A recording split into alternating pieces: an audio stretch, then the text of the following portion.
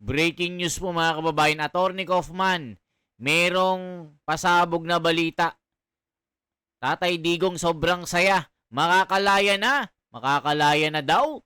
Totoo kaya ito mga kababayan? Mag-pray po tayo, sana makalaya. He was happy, ex-President Duterte, natuwa sa day 1 ng kanyang confirmation of charges hearing sa ICC. Nako po mga kababayan, kasi nga, ang galing ng mga pasabog, mga tirada ni Attorney Kaufman na talagang ipinaliwanag na itong si BBM ay namumulitika at talagang dawit sa pag-extradite, pag-kidnap kay Tatay Digong.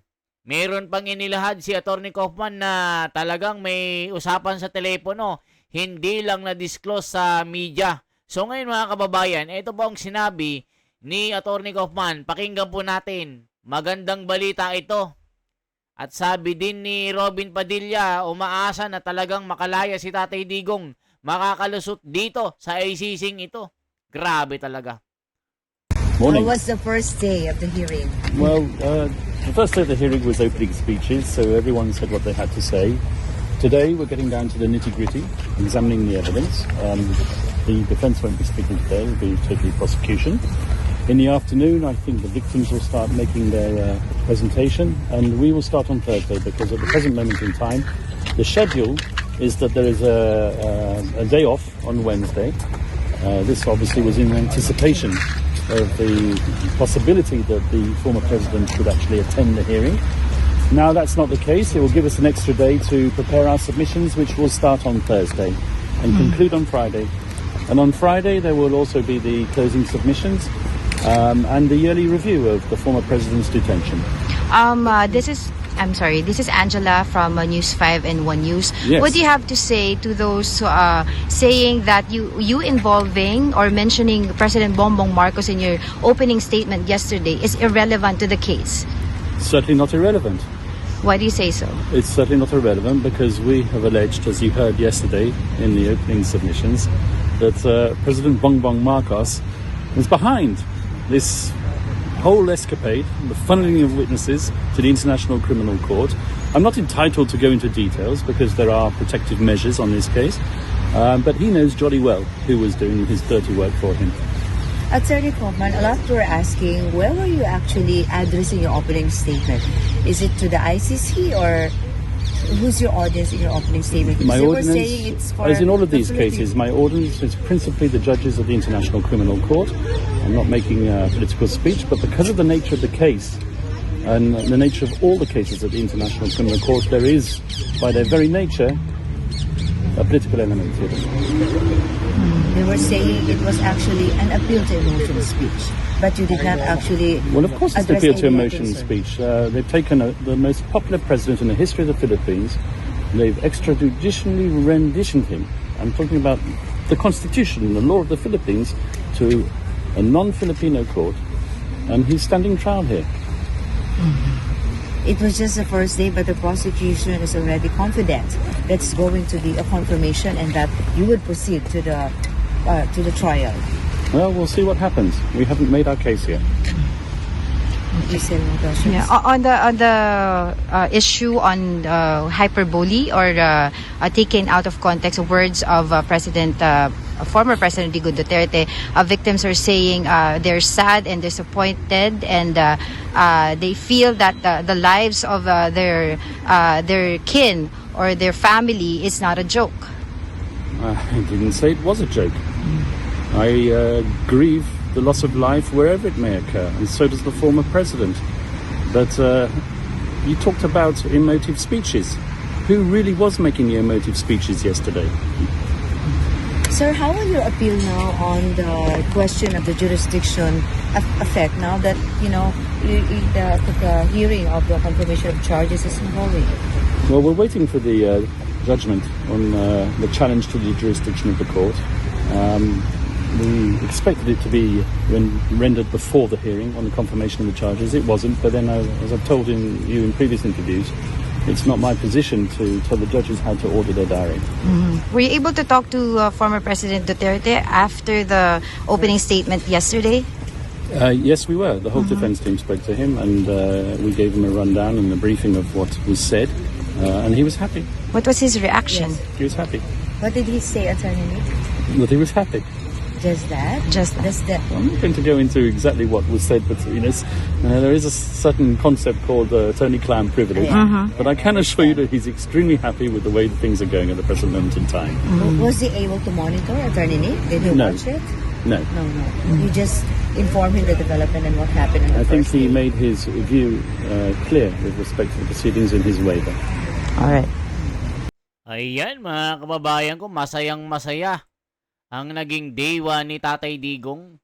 Ito po ang kanyang twirang sinabi kay Attorney Kaufman na head chief legal counsel nito. Mga kababayan, nakita nyo naman ang mga pasabog ni Kaufman. Hindi talaga makapaniwala yung Malacanang sa kanyang mga pasabog. Grabe po ang mga binira, mga birahan at tirada ni Kaufman. Nanginig ang Malacanang dito na mismo daw si BBM ang may pakana na madakip si Tatay Digong. Halaka, grabeng mga pasabog. Ito bang mga komento mga kababayan ko?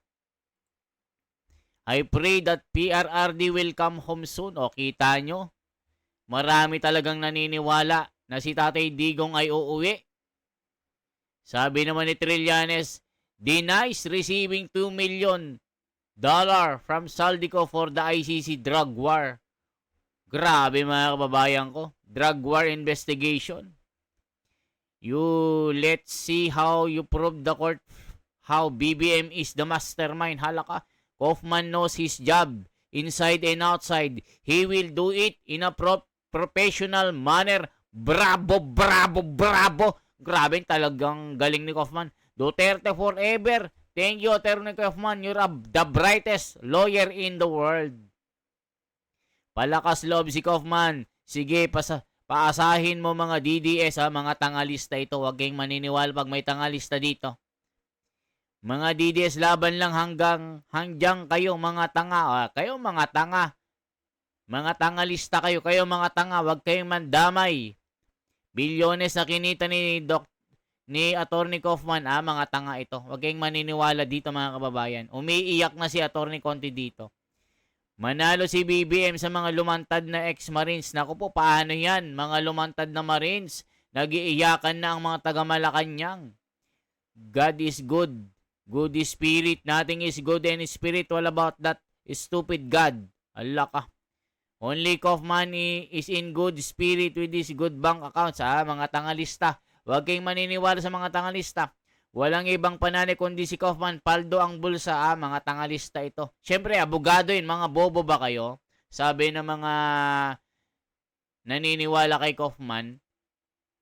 Ayan po mga kababayan ko. Good news po itong balita na ito. Sabi ni Tatay Digong, naniniwala siya kay Kaufman.